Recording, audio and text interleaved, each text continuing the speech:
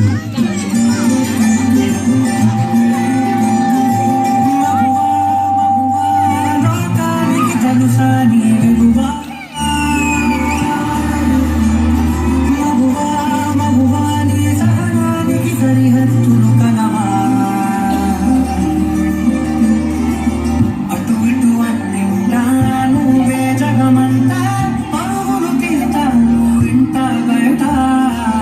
వర్ష నీ తీసుకురామ్మా. తెస్తున్నాను మావయ్య. అమ్మ వర్ష, వర్షం పడుతుంది, పైకి వెళ్ళి బట్టలు తీసుకురాపో. వర్ష ఎంతసేపు వెయిట్ చేయాలి? త్వరగా నా బ్యాగ్ తీసుకొని రా, ఆఫీస్ కి లేట్ అవుతుంది. వస్తున్నానండి. అమ్మా రోజు నీ వల్లే నాకు లేట్ అవుతుంది.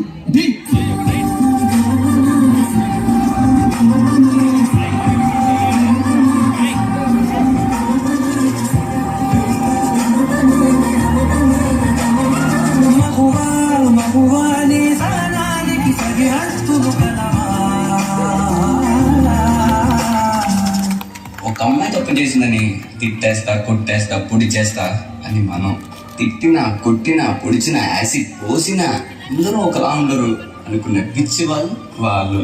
అరే మన భార్యని ప్రేమగా చూసుకుంటాం, మన అమ్మని గుండెల్లో పెట్టి చూసుకుంటాం. అలాంటిది మన భూమికే అందమైన జన్మ ఆడ జన్మ. ఇంకా వాళ్ళందరినీ ఇంకెంత మర్యాదగా చూసుకోవాలి. వాళ్ళ మౌనం వాళ్ళ చేతగానితనం కాదు, మనకిచ్చే రెస్పెక్ట్.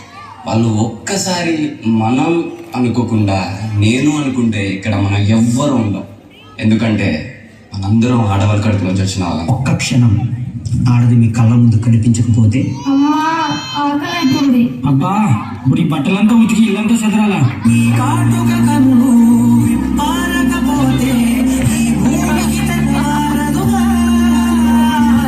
ఆ ఒక్క క్షణం ఆడవాళ్ళ విలువ తెలుస్తుంది.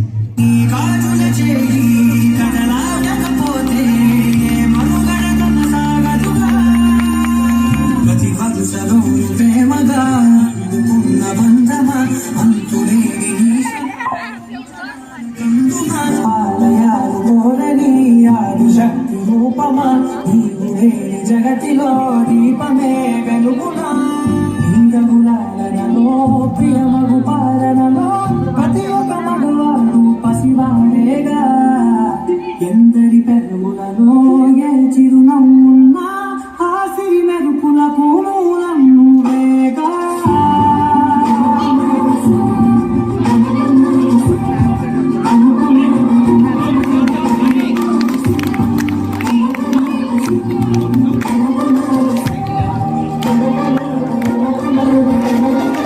స్త్రీ తను మరో జన్మ ఎత్తి మనకు జన్మనిస్తుంది. పిల్లల కోసం తను కన్న కళల్ని, భవిష్యత్తుని త్యాగం చేస్తుంది. ప్రతి మగాడి విజయం వెనుక ఒక ఆడది ఉంటుంది, వెనుకబడే ఉంది. మనం కింద పడితే అమ్మా అంటాం. అలాంటి స్త్రీని పడేస్తూనే ఉంటాం, అగాధాల్లోకి పడేస్తూనే ఉంటాం. ప్రపంచం ఎన్ని సంఖ్యలు వేసినా తన ప్రపంచంలో తాను స్వేచ్ఛగా ఎగిరే పక్షే స్త్రీ. దయచేసి పంజరంలో బంధించకండి. అవును, మగవాళ్ళు గొప్పవాళ్ళే,